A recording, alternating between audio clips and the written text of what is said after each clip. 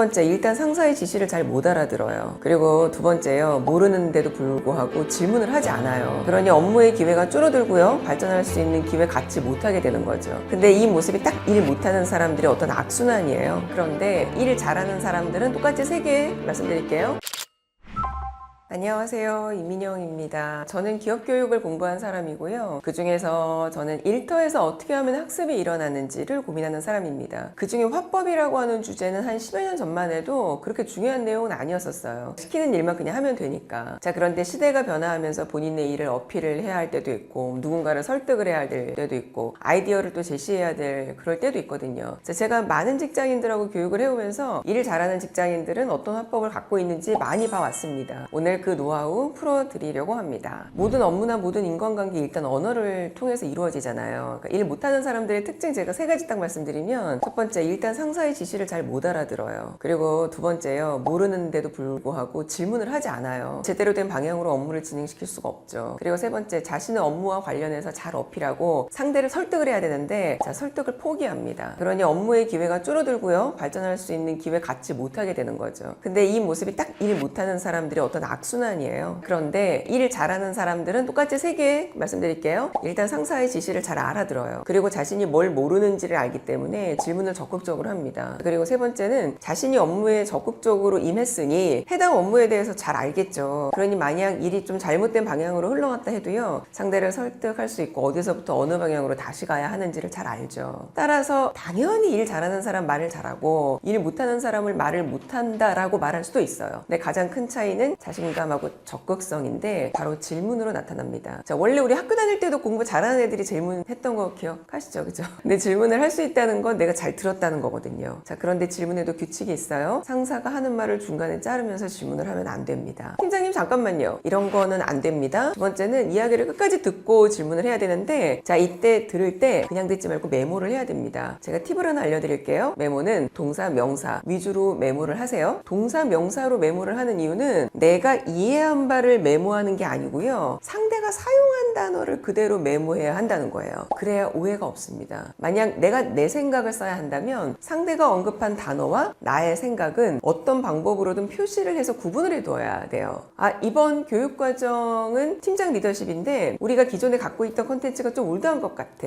좀 새로운 교육으로 다시 개발을 해보면 어떨까? 자, 너무 리더십이나 성과관리 이런 거에 초점 두지 말고 뭐 인문학 강의, 힐링 프로그램 이런 것 좀 넣으면 어떨까? 아, 이렇게 상사가 말을 했다. 자, 그러면 우리가 어떻게 받아 적게 될까요? 리더십만 하지 말아라, 다른 것도 좀 채워라. 근데 이렇게 써버리면 다른 거? 그게 뭐였지? 이렇게 되는 거예요. 그럼 우리는 어떻게 쓰냐면 인문학 강의, 힐링 딱 이 단어만 쓰고 옆에다가 물음표 탁 해놓는 겁니다. 자, 왜? 인문학 강의나 힐링 프로그램도요, 상사가 머릿속에서 생각하고 있는 거랑 내 생각이 달라요. 그러면 이때 이제 구체적으로 질문에 들어가는 거예요. 팀장님의 지시가 끝났다. 자, 그러면 팀장님, 제가 2가지 질문이 있는데요, 이렇게 시작을 하는 겁니다. 자, 그러면 질문을 하는 사람, 받는 사람 모두 질문을 명확하게 전달하고 받게 되겠죠. 팀장님, 힐링 프로그램은 외부로 나가는 걸 말씀하시나요? 혹시 염두에 두고 계시는 프로그램 있으신가요? 이렇게 물어보는 거예요. 그러면 힐링 프로그램도요, 내부에서 진행을 할지 외부에서 진행을 할지 종류가 많고 예산도 굉장히 다양하니까요. 자, 그리고 일 잘하는 사람은 설득을 잘하는데요, 논리적으로 설득을 하는 것에 대해서 생각을 해보면 뭐 객관적인 근거를 통해서 설득을 한다, 뭐 이런 것들 있잖아요. 근데 그것보다 더 중요한 거는 제가 생각을 할 때 감정 컨트롤을 잘 하셔야 됩니다. 설득은 우기는 게 아니에요. 그러니까 말 그대로 상대방이 내 말을 따르도록 하는 거예요. 우리가 옳은 말보다 좋아하는 사람의 말을 따르게 되어 있거든요. 팀장님 잠시만요, 그게 아니고요, 제 얘기 먼저 한번 들어보세요. 제가요, 이런 식이 아니고요, 팀장님 말씀 잘 이해했습니다. 너무 좋은 의견이십니다. 제가 이 업무를 한 달 동안 진행한 결과, 제가 이 사안에 대해서 연구를 해본 결과 이렇게 시작을 하는 겁니다. 그러니까 사람은 감정의 동물이죠. 그러니까 일 잘하는 사람은 설득을 할 때도 바로 이렇게 상대를 공감하면서 이야기를 합니다.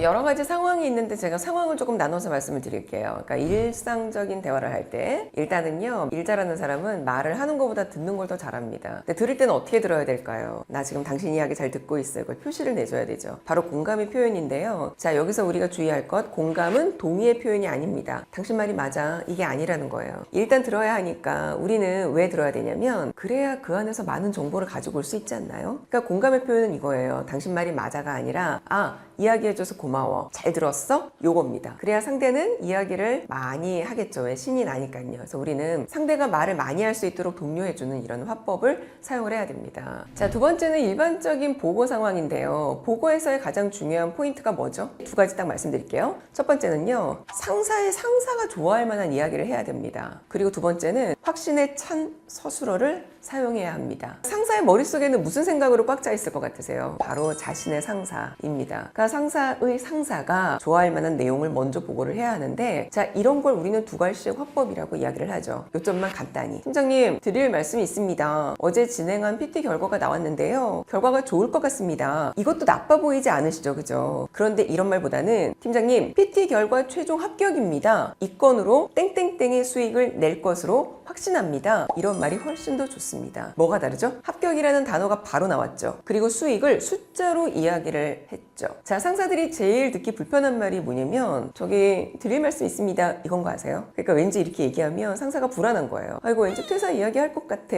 라는 느낌을 주는 거죠. 이렇게 불안하게 시작을 할 필요가 없는 겁니다. 자, 두 번째는 뭐뭐인 것 같습니다. 이 말은 나의 언어 습관에서 완전히 없애야 됩니다. 지금도 제가 말씀드리고 있는데요. 확신에 찬 서술어를 많이 사용하는 것 같습니다. 이렇게 얘기하는 거랑 확신에 찬 서술어를 사용해야 합니다. 이렇게 하는 거랑 어떻게 들리시나요? 자, 우리는 뭐뭐인 것 같다라고 서술어를 말하는 이유는 바로 자신감이 없어서 어딘가 빠져나갈 구멍을 만들어 놓는 거거든요. 그런데 보고는 내 업무에 대한 보고예요. 누구보다 내가 가장 잘 알고 있습니다. 그러니까 뭐뭐입니다, 뭐뭐합니다 와 같이 확신에 찬 서술어를 사용해야 합니다. 자, 세 번째는요. 안 좋은 상황을 보고해야 할 때예요. 자, 이때 중요한 건 변명보다 해결책을 먼저 이야기를 해야 됩니다. 그러니까 예를 들어서 어떤 사고가 한번 터졌다고 가정을 한번 해볼게요. 드릴 말씀이 있습니다. 저도 왜 이런 일이 터졌는지 고민을 많이 해봤는데요. 정말 면목이 없습니다. 이런 말은 최악의 상황을 만드는 화법입니다. 그럼 이 얘기를 듣는 동안에 상사가 어떤 생각을 하겠어요? 내가 책임을 지고 물러나야 되나? 이런 생각까지 한다고요. 그러니까 일부러 말을 할 때 상황을 최악으로 몰고 가지 않아야 합니다. 상사도 본인의 안위가 가장 걱정스럽지 않을까요? 팀장님, 한 가지 이슈가 있습니다. 글로벌 기업의 경우 이런 이슈는 땡땡으로 처리를 했던 것으로 알고 있습니다. 제가 해결해 보겠습니다. 자, 이렇게 먼저 얘기하고요. 변명은 나중에 하는 겁니다. 네 번째는 질문을 할 텐데요. 질문은 구체적인 사례가 나올 수 있도록 조금 구체적으로 질문을 하셔야 됩니다. 자, 그런데 우리가 구체적으로 질문한다는 건 다 알고 있어요. 그런데 일을 잘하는 사람들은 구체적인 사례까지 나오도록 질문을 합니다. 상사의 답변에 대해서 확인을 위한 질문을 또 합니다. 힐링 프로그램 한번 잘 만들어 보세요 라고 팀장이 지시를 했다. 힐링 프로그램 말씀이세요? 이런 질문이 아니고요. 잘 알겠습니다. 이건 최악이고요. 좋은 질문은 팀장님, 최근에 힐링 프로그램으로 명상 교육을 하던데 그런 거 말씀하시는 건가요?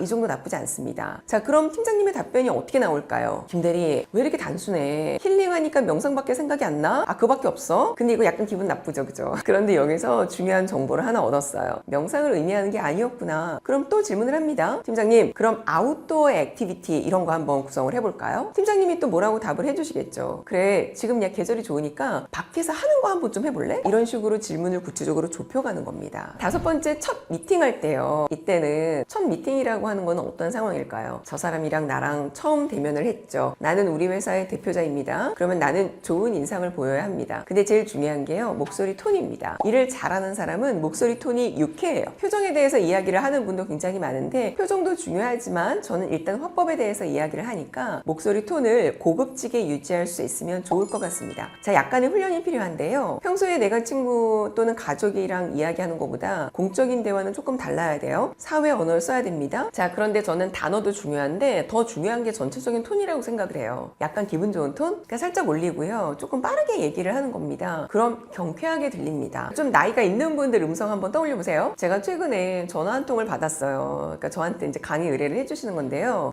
이 박사님, 제가 어떤 분에게 이 박사님 소개를 받았는데요. 저 프로필 하나만 보내주시면 검토해보고 연락드리죠. 이렇게 약간 낮은 톤으로 얘기해 주시는 거예요. 그런데 같은 내용이라도요. 톤을 조금 올린다고 생각을 해보세요. 이 박사님, 제가 어떤 분께 소개를 받았는데요. 프로필 하나만 보내주시면 검토를 해보고 해보고 연락드리겠습니다. 약간 다르죠. 자, 이유가 뭔지 생각을 해봤는데요. 일을 잘하는 사람은 자신의 일에 열정이 있어요. 그래서 어떤 업무를 하던 어떤 사람을 만나던 목소리에 그 열정이 묻어나오기 때문인 것 같습니다. 자, 그런데 선생님, 저는 열정이 있는데 목소리가 그렇게 나오지 않아요 라고 하는 분들 계세요. 근데 상상을 한번 해보세요. 만약에 1살, 2살 된 아이가 있다. 아니면 그 아이의 어렸을 때 모습을 한번 상상해보세요. 우리가 퇴근하고 들어가서 애를 보면 어떻게 되죠? 어머, 서원아, 엄마 왔어. 우리 아들 우유 많이 먹었어? 이렇게 되죠? 아이에게 열정을 다하게 되잖아요. 자, 미팅 때 화법도 마찬가지입니다. 반대로 일 못하는 사람들의 화법 특징 말씀드릴게요. 딱 3가지 말씀드리면 애매한 단어를 씁니다. 그리고 자신감이 없어요. 그래서 유창성이 떨어집니다. 첫 번째, 애매한 단어를 사용을 하는데요. 형용사, 부사를 많이 사용합니다. 예를 들어서 되게 그렇습니다. 정말 좋습니다. 많이 향상되었습니다. 이런 거 전형적으로 일 못하는 사람입니다. 그럼 왠지 아세요? 본인이 본인 업무에 대해서 명확히 객관적으로 모르고 있다는 얘기입니다. 자, 그러면 우리는 어떻게 해야 되냐면 숫자를 활용을 해서 객관적인 말을 쓰자. 언어 습관으로 만드셔야 합니다. 자, 또 일 못하는 사람들 두 번째는 자신감이 없어요. 따라서 스스로를 명확하게 마무리하지 않습니다. 그러니까 예를 들어서 업무에 대한 것뿐만 아니라 본인 이름을 얘기할 때도 안녕하십니까, 이민영입니다. 이런 거 있잖아요. 그리고 또 저는 잘 모르겠습니다. 김 과장이 알아본 바에 의하면 그렇다고 합니다. 그러니까 책임을 누군가한테 떠넘기는 거예요. 이거 다 자신감이 없어서 나오는 말투입니다. 자, 그리고 세 번째는요, 유창성이 떨어져요. 그 이유가 뭔지 아세요? 자신의 업무에 대해서 잘 모르니까. 그러니까 유창하게 말을 하지 못하고 약간 버벅거리고, 우리가 왜 버퍼링 걸린다고 얘기하잖아요. 그래서 저는 일 못하는 사람은 화법 뭘 수정을 해야